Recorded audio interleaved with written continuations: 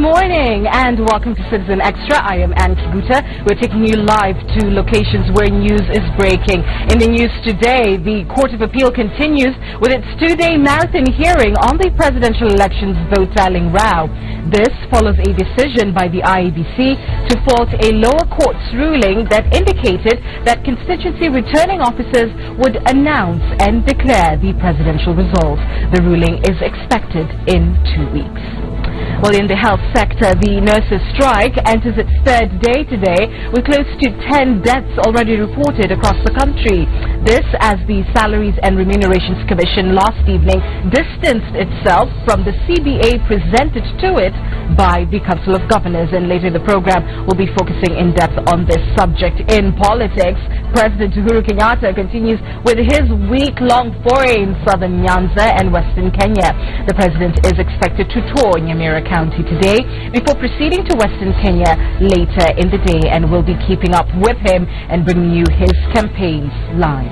Well, still in politics, the National Super Alliance presidential candidate Raila Odinga is expected to carry out his campaigns in Nairobi today. Odinga is expected to host various delegations in the city as he seeks to consolidate his vote basket ahead of the August 8th polls, and we're going to be talking about this with my analyst in studio. We're speaking very shortly to Rio Cheng, who is a political expert, and we'll also be joined by other guests in the program. We'll be introducing them to you shortly. But first, we want to take you live to where news is happening this morning. As I mentioned earlier, we're following the nurses' strike. We're live for you in Kisumu and in Eldoret, and we're going to be talking to our reporters there. Let's start by taking a look at the situation in Kisumu, where, of course, the strike has entered its third day. We've seen close to 10 deaths. Our reporter, Laura Atieno, is standing by and joins us now. Laura.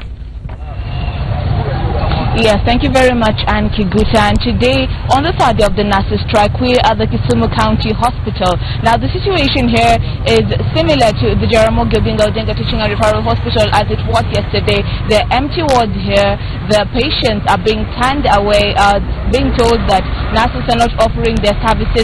And earlier on, of course, speaking to the administration here, of course, they refused to grant us permission to shoot from inside, referring us to the county government. Well, of course, we'll be going there later in the day to get an opinion from the county government on what they're doing maybe to mitigate the strike.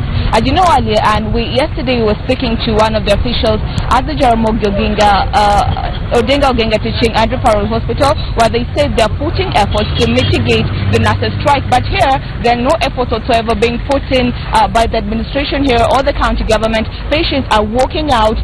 Some of them have not been given any services. They are seeking for alternative services elsewhere. So this comes in light of the wrangles in the union, and the patients here are continuing to suffer. But of course, we will be seeking the county side to this strike and later on in the day. Back to you, Anne. Laura, if you can hear me, how would you say the situation in Kisumu now compares to when we had doctors on strike? And in most hospitals here, in the county hospital here and the referral hospital, services that are being offered by nurses are not being offered at all. The doctors are trying their best to try to attend to the patients that they can attend to, but the nurses are not working at all. In fact, the nurses are telling patients to wait if the doctors will attend to them, but personally, the nurses themselves are not working at all. They're telling the patients to wait for the doctors and see if the doctors will attend to all of them, and they just pass them there, just looking at them. All right, thank you very much for reporting for us, and we'll be catching up with you a little later in the program. We want to take you now to the Milimani courts here in Nairobi, where we are listening, of course, to the Court of Appeal, where it's continuing a marathon hearing on the announcement of presidential results. Let's listen in. Without following the law, are likely to be incompetent, ineffective, and fraudulent. Lastly, on that point, my Lord, the Attorney General did state that the beauty about the chairman of the Electoral Commission is that he goes through a thorough vetting process, which gives some guarantee about his integrity. But again, nobody stops IEBC from taking any of its officials through that thorough vetting process. There's no magic. about vetting. In fact, the law that I have read was trying to establish that vetting mechanism. We are being told to believe that it is impossible in an adult population of over 20 million people to get 290 trusted people who will not alter results. My Lord, to me that is an absurdity. The second point, my Lord, is in respect of errors.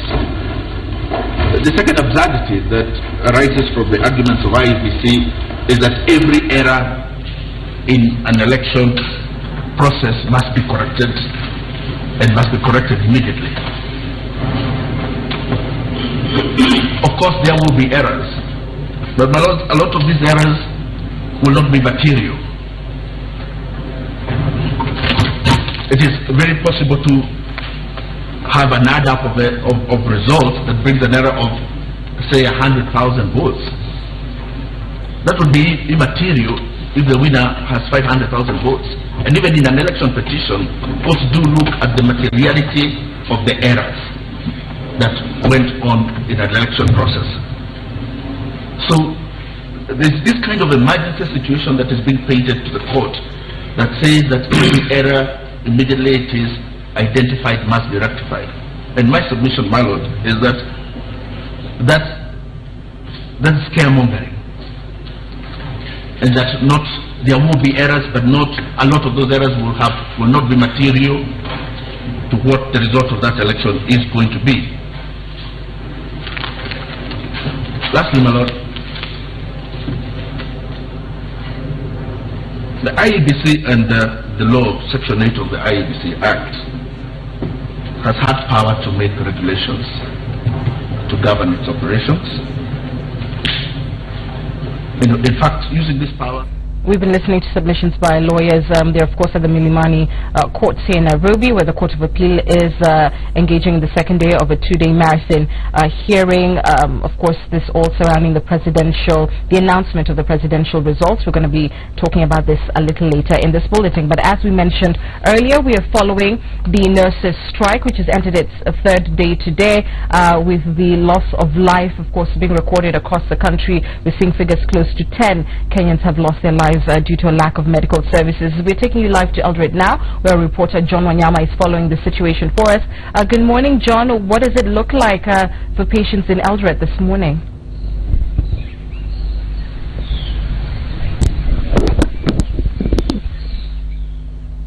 All right, it appears he cannot hear us, but as I mentioned earlier, of course, this is a health sector crisis that is happening nationwide, and we'll be discussing it very shortly. So let me introduce our governance, not political governance, experts in studio this morning, and I beg your pardon, Ray Ochieng and Sandra Ochola are joining us.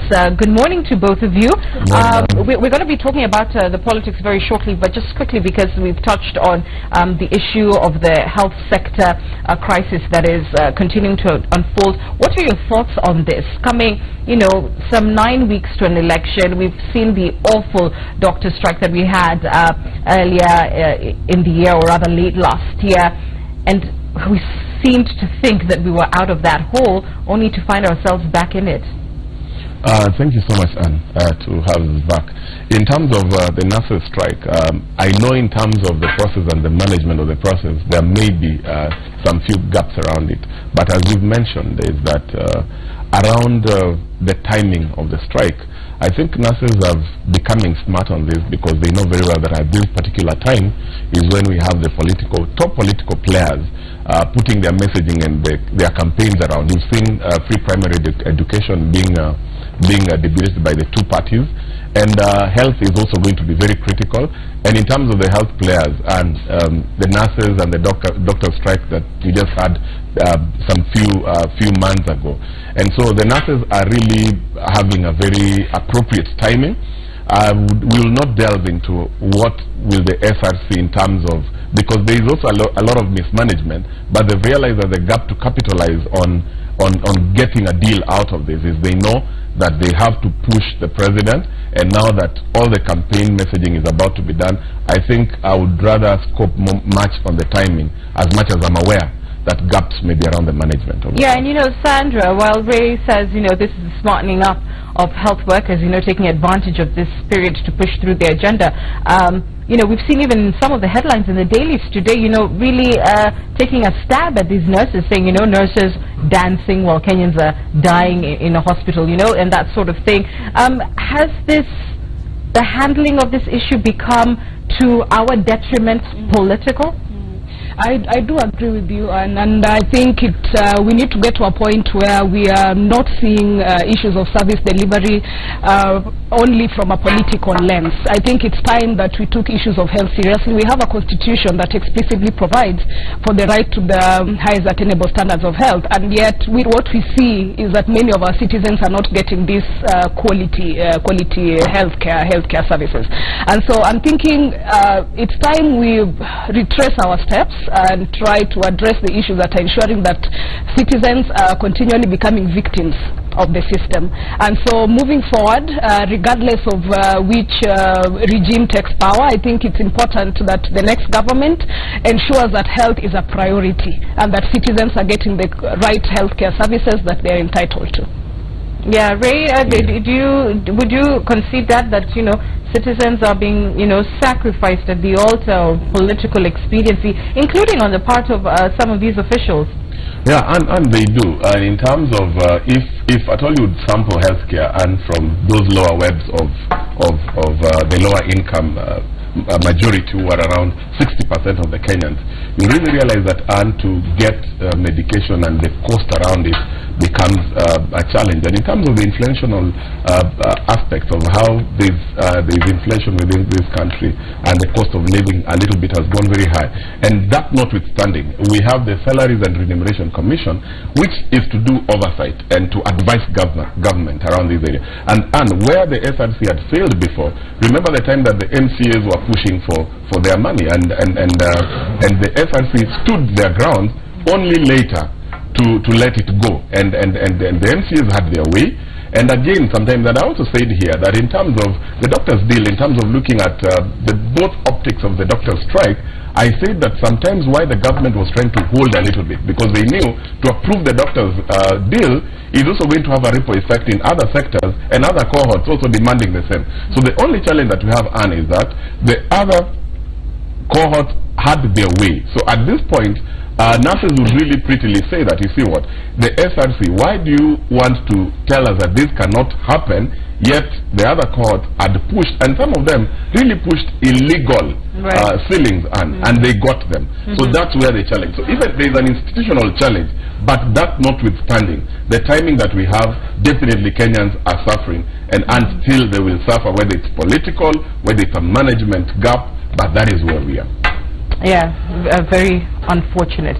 Let's switch gears now to electoral matters, and as you know, the Electoral Commission has fired its procurement director, Lawi Aura, accusing him of incompetence that made operations apparently untenable ahead of the August election. Although IEBC released those details Tuesday, Aura was actually fired on May 29th. Sandra, let's begin with you. What do you think of this sacking and the timing of the announcement by IEBC? I was speaking to Ray earlier about the forming and storming group formation, and I think that's what, like we've read in the media, that the IBC commissioners are having some form of stifle with the secretariat, and I think that could be one of the reasons as to why we are seeing cases where people are beginning to question whether the IBC indeed is prepared to deliver free and fair elections to the people.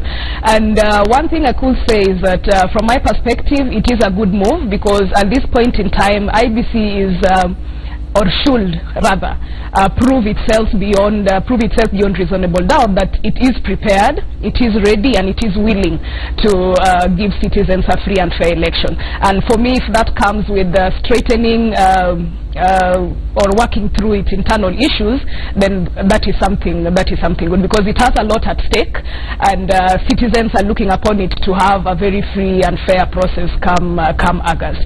The unfortunate thing for me is that what I'm seeing with IBC, when you question whether it's prepared for the election, is that IBC has been doing a lot of firefighting, so to speak, so that most of what we are hearing is that the IBC is in court, IBC is replying to the opposition, IBC is firing its individuals, but there's very little information as to its preparedness. How fast or how soon is it going to start its voter registration, voter education exercises? And what are we being told about the acquisition of ballot papers on time? Is this something that's going to happen as soon as we expect it? Is it going to delay? Does it have enough personnel to ensure that we have a free and fair election? So I think for the IBC, it's time it works on building public confidence. What we are seeing on telly, it's good for it in terms of ensuring that it has its structures in place, but then it also has a dent on whether citizens feel that it has the capacity to provide a free and fair election come August. Yeah, Ray, and as I mentioned, this is something that happened on May 29th. We're getting wind of it now. What does that tell you in terms of the timing of the announcement? And on the IBC, I've always seemed like a lunatic and a pessimist. And only on IBC, right? and why I'm saying this, Anne, is that in terms of the perception, and Sanders put it, in terms of storming, I think at this point we should not be seeing a storming melee at the IBC. And remember, Anne, Article 86, from 85 to 86, A, B, and C, has put really a high threshold on what this election is to be. So we have an IBC that even the threshold of the election has been put constitutionally in terms of how it has to be accountable, transparent, and all these things. So, and anything that will dent the perception of the IBC, and in my own position, and a very strong one, I've always questioned the preparation of the IBC. Because, Anne, let me ask, if right now we have a challenge of procurement papers, because they're saying that there are some things that the procurement officer did not do. And I think at this moment, and this is a multi-billion deal, and I believe that all eyes should be in terms of the oversight and making sure that timelines are. So the IBC cannot wake up one day and realize that, look, one department is not delivering as per to the timeline. Because we really believe that in terms of how the Secretariat is appended to the main commission, there should be a lot of reporting, and there should be a lot of even working groups around various technical areas within ICT, within procurement of items, within management of the personnel. So at this time, and we cannot wake up and find one arm has not been doing a job, and then you sack a gentleman called either Mr. Raymond. Then it then means that and the question is, how then do we know that there is another component that may not be working, and we may be surprised some 3 weeks to the elections, and we are being told that Mr. or Miss so-and-so is going home because they did not do something on time. So this dents on their perception, and that puts into question what the threshold of the Constitution has put around this election. All right. Mullah Misa, who's an electoral expert, is listening in on the conversation. He joins us now on phone, and good morning to you. Does this news of the sacking to you inspire confidence or doubt in IBC's abilities to run a credible and smooth election in the next 9 weeks? Well, good morning, Anne, and team at the studio. Well, from where we sit as election observers, there are good and bad stories around this. The good stories is that we need action to be taken where somebody perhaps is not capable of undertaking certain strategic tasks, especially now that we're talking about procurement. These are a very crucial process. We keep saying that beyond war economy and war logistics, the second biggest logistical operation is elections in any country. So when you're talking about having a procurement officer who the Commission feels may not be up to the task, so the question is, if they feel that there are things which were violated or things which that perhaps not be able to be able to do, then it's good for them to be able to take action now rather than later. So that's a good story, that where we feel or where the Commission feels that somebody does not have the capacity or has failed in certain areas which could be crucial in terms of the implementation of the election program, then they can be able to take action. However, this coming just 60 days or so to the election is very dangerous, because like I'm saying, that being one of the largest logistical operations, and we're going to expect having 40,000 polling stations, There's a lot of procurement work which has to be taken into consideration in between now and the election. Therefore, this coming within that particular time sends some kind of shivers within a number of electoral stakeholders, including ourselves, because now our question is there going to be a new person who's going to take charge, and how soon are they going to acclimatize to be able to take on the tasks which are ahead. So it's a good and bad story. Good that action needs to be taken if it is necessary, but bad that in terms of the timing, it will actually be able to jeopardize the preparations for the elections. All right, Musau, stay with us, and good to see your picture as well this morning. Sandra, Ray has talked about this being, a multi-billion shilling deal. Do you think big money has everything to do with the sackings that we're seeing and this sort of staggered and not very coherent approach by the Commission in as far as the running and the management of this electoral process? I'd say yes, because an institution is only as good as the individuals running it or the individuals working in it. And you see from what happened with the previous IBC, money and big money was an issue. And that's where you have incidences where they were accused of corruption, the chicken gate and whatnot. So money is involved. However, I wouldn't want to speculate or point fingers, instances where such information has not been made public. But then I feel that, as Musau has said, it could be a good thing in terms of the IBC ensuring that it's projecting an image of being accountable within the Secretariat and within the Commission. Yeah, Ray, I know you touched on this a little bit earlier, but was it to be expected that given the nature of, how high stakes Kenyan elections are and the sort of sums that go into the running of an election? I think that the last election we had was the most expensive poll that Kenya had ever heard, and you can certainly this one to be, topping that. Was it just expected that we would see this sort of disjointed work from IEBC? And also remember that this is a commission that is fairly new in office, and they themselves rode into office on the back of, drama. So is it inevitable that this is how the commission, ended up in office, and that this is the sort of drama that will follow them to the polls? Definitely, Anne. In terms of the timing of the IEBC, in terms of how they were, the formation of the IEBC, it came in a very remarkable way. The way our political scene is very remarkable, and that definitely. I like your choice of words, Ray. Remarkable. Very remarkable, and you see in terms of how they had to consolidate themselves and put their act together. The timing, I believe, is very short for such a critical assignment. But in terms of the other area is. The IBC is not only to deliver a logistical process only, and there is also the other soft issues about the transparency part of it and the perception part of it, that as much as the logistics forms the bigger part of this election process, I believe one thing, Anne, papers will be delivered in one way or the other. They'll be printed. They'll reach down to their destinations.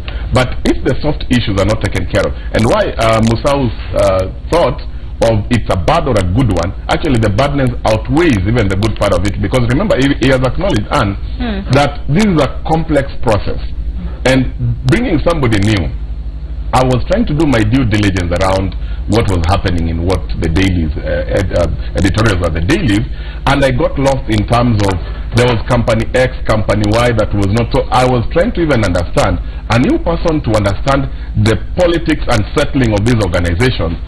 And to deliver again, definitely the underbelly of this is even so strong than the other side of what we may think about this is a good idea. So it's a big challenge for them. But I really believe that we may expect leadership from Chebukati and Chiloba. There is also has been a collision around the Secretariat and the Commission, and I think this also must be hurting the process. So we must agree, Anna, at this point, that we must work together, because if anything is not going to go as what you've anticipated about the threshold of the elections, then Kenyans are going to bash them as a unit, not in separation. Yeah. Musau, are logistics the election? And I'm asking this because remember the party primaries, and logistics was often the issue that rendered a lot of these processes, invalid. So when the general election comes, is getting logistics right really what is equivalent to getting the election right? You're actually totally correct on that. Elections is basically logistics. That's a major issue about elections. We are talking about 44,000 or 40,000 polling stations where there must be materials, strategic documents, and a lot of transportation of all that. There's storage, there's security, there's the procurement processes in terms of just getting those resources into IBC and into the different depots across the country with different terrain, different climatic conditions.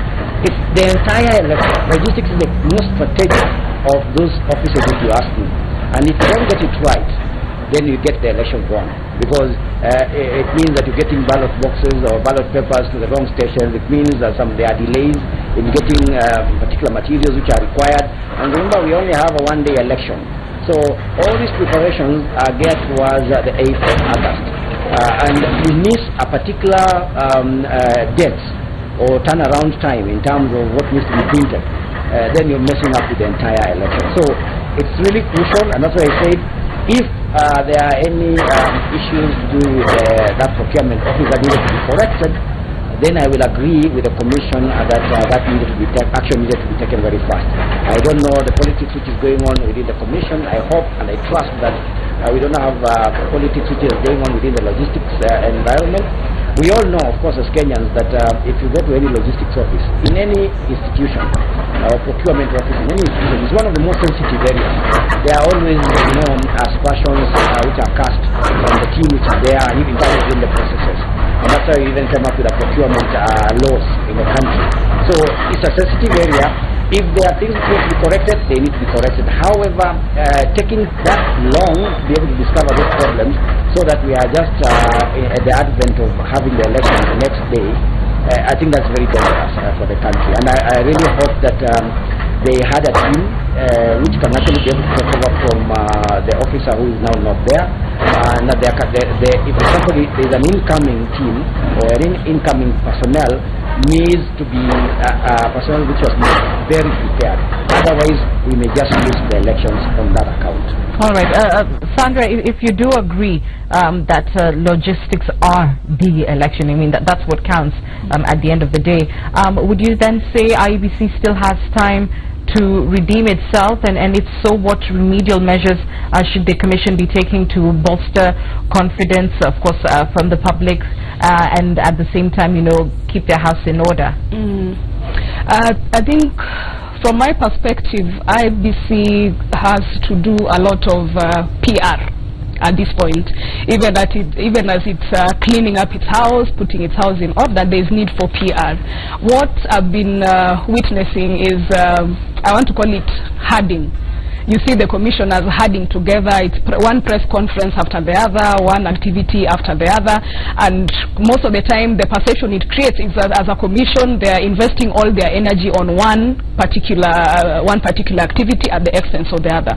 What I would like to see now is have the commissioners spread themselves thin if required, so that we see some action taking place as far as voter education is concerned.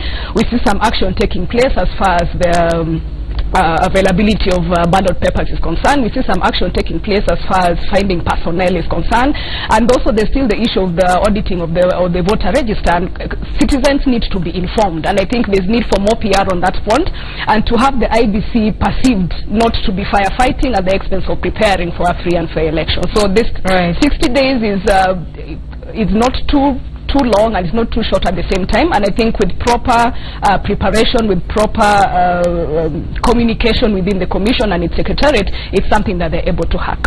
All right, Ray, your thoughts? Yeah, and I really disagree with what Musawa is saying, because when you look at, in terms of logistics, it's just the tip of the iceberg. If at all it was logistics, and just bringing a conglomeration of a company that can deliver papers to those sites can be done to make sure they're printed on time. So there are other key issues, because look at, even when we were talking about the parliamentary select committee teams that came together and came up with various agendas, there are areas to do with the ICT, there are areas to do with the enabling frameworks, there are areas to do with bringing key players around this, there are areas to do with voter education. So we cannot just go, because if you deliver papers to a people who do not know what is happening. They don't know about the voter education. Players who do not know when do these things start, at what point. So there is even a leadership, a cross-cutting leadership of managing the players. So let's not go the simplistic, symptomatic way of looking at elections and is looking at logistics, and that's where we may go wrong. It's logistics, but logistics have to go hand in hand with the other supporting framework that enables that finally people, all players, have got their roles appreciated. Even the citizenry have been educated. So we cannot sit from where we are and say that elections are going to be logistics, because there are companies in this country that can deliver those papers if at all we were to only end at logistics. Right, okay. Musa, we're just about to let you go, but before we do that, with about 9 weeks to the election, as observers, what are your expectations of IEBC and also of state agencies in ensuring that there's a fair and level playing field for these elections to take place? Well, a number of things. One, as far as the IEBC is concerned, as observers, we'd like to see a much more, we have 60 days, a much more transparent process in terms of the remaining timelines should suffice. Some of the reasons why people are very jittery about some of the happenings around the IEBC is that this information, a lot of things are going on and people don't seem to be getting enough information. So we need a transparent and predictable process. Remember, there is a voter registration process which is ending, verification process which is ending this particular week. We are still waiting the KPMG report, which again is supposed to be speaking to the voter register. So one of the documents, one of the strategic documents which must be ready before the elections and acceptable before the elections is the voter register. So that has to come out, and IEBC must be seen to showcase a credible register at the end of the day, because it becomes unacceptable, it becomes a major problem for us. The other issue around IEBC is equipment. It needs to be stress tested. We need to simulate that equipment. We need to see that this equipment, any malfunction can be, you can be able to troubleshoot. We need to see the capacity of the clerks who are going to be handling this equipment come aid, being ready. So some of the things that we're looking at from the IEBC perspective, engage the stakeholder a little bit more. As far as the other stakeholders are concerned, of course, we have raised concerns about insecurity. We saw from the party primaries a number of violent occurrences across the country that can be stemmed by a very good security framework. So they need to step in and ensure that we do not have any violence during the elections. As far as, again, the judiciary is concerned, there are still cases, and remember there's still a question about the finality of results at the constituency level, or whether the chairman of the commission is the one who's going to announce the final results. I mean, they are challenging that ruling which was given by the High Court. So we also want to see the judiciary expedite so that it rests some of the issues and treats them as urgent, because the sooner we rest some of the legal minefields that we still have, the sooner people start preparing themselves as far as the election is concerned. So let all the stakeholders do their thing. As observers, we keep monitoring the process. We will continue releasing statements, speaking to every phase of the election until the election day. All right, and thank you very much. Mule Misal is the National and Regional Coordinator of the Elections Observation Group. Thanks for your thoughts this hour. And as he mentioned, of course, the courts are to some extent expediting this hearing. Let's take you to the Milimani courts where this two-day marathon hearing is taking place. Remember, the opposition through the NASA coalition have been enjoined in the case. Lawyer James Orengo is speaking now. Listen. The election.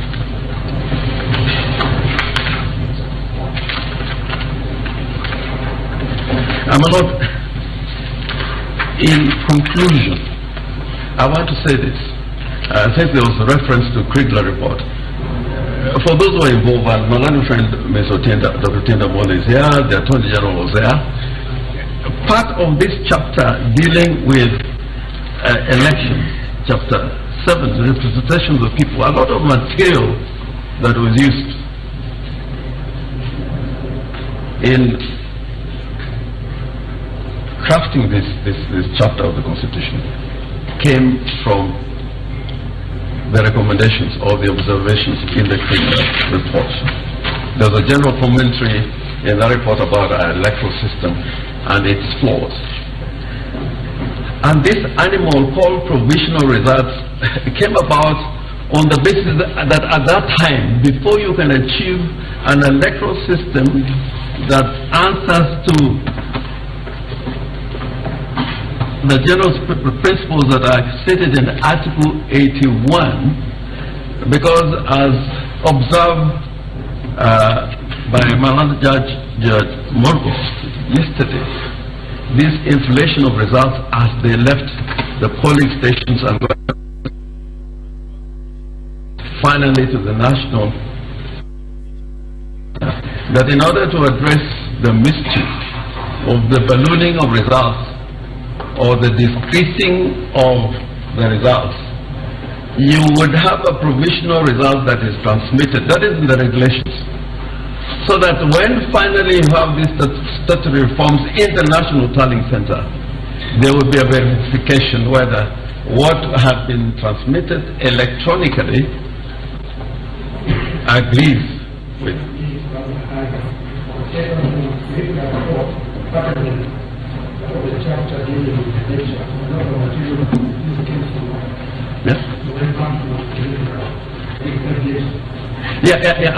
I'm saying the design of this chapter on representation of the people, general principles and the procedure for elections came from the recommendations made by the Critical Report.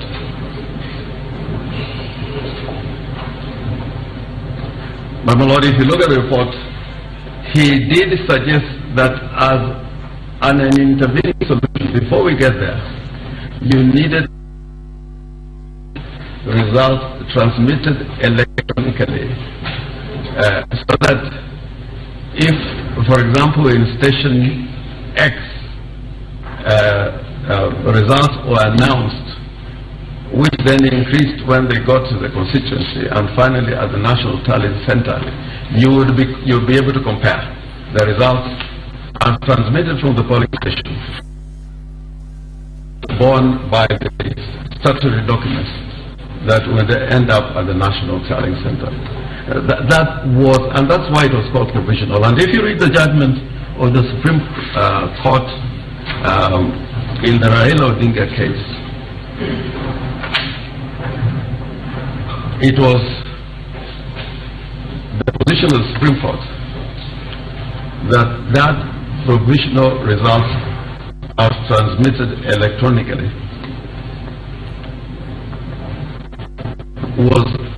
were not part of the mandatory provisions of our electoral system.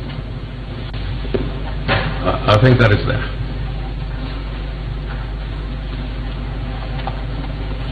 And I think Section 39 of the Elections Act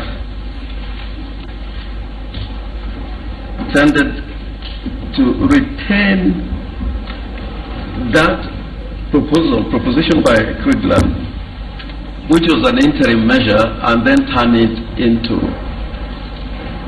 part of the law of the land in relation to the elections.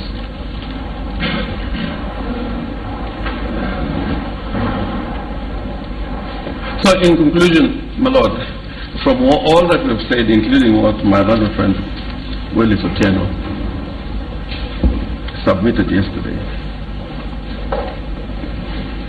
in totality should find favor with the court to come to the same conclusion as the High Court in finding that Section 39, subsection 2 and 3 of the Elections Act and the impugned regulations are inconsistent with the Constitution. And my Lord, when you look at the final orders of the court,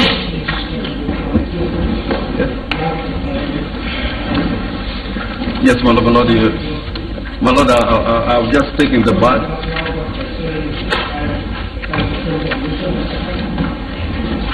Yes, my Lord, I was just looking for a little accommodation.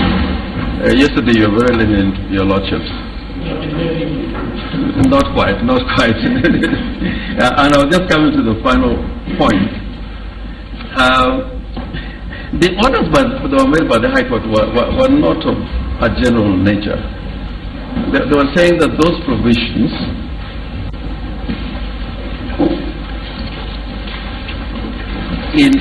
to the extent, there's a repetition of the word to the extent, for example, in regards to the elections, to the regulations, it is clear that to the extent that Regulation 87, that presidential elections declared by the Constitution